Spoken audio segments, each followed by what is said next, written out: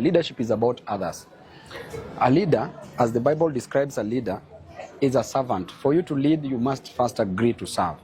He who must be the greatest among you must be the least among you, must agree to serve you.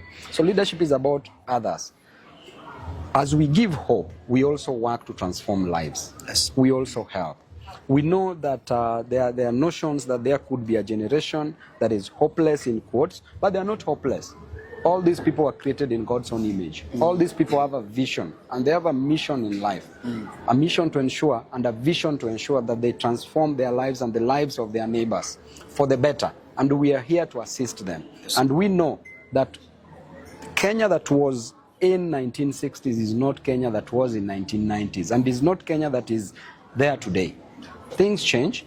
Every other time we get proper leadership, people could be hopeless because there are no jobs. People could be hopeless because there is overtaxation. People could be hopeless because there is high cost of living. People could be hopeless because they can't afford education.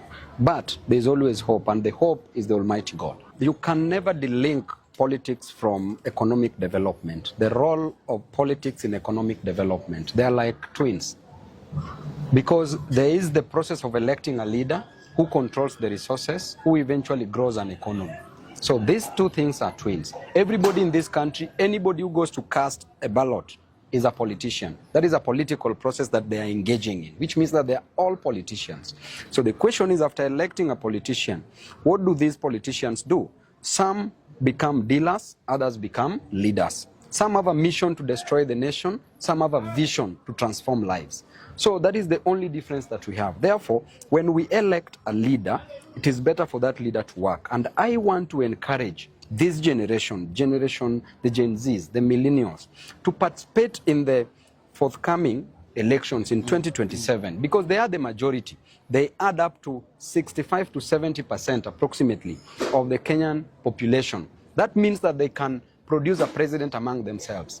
They can produce any governor to the MCA seat. So do not just participate by voting, but also participate by going for these elective seats. And that is what we are going to encourage.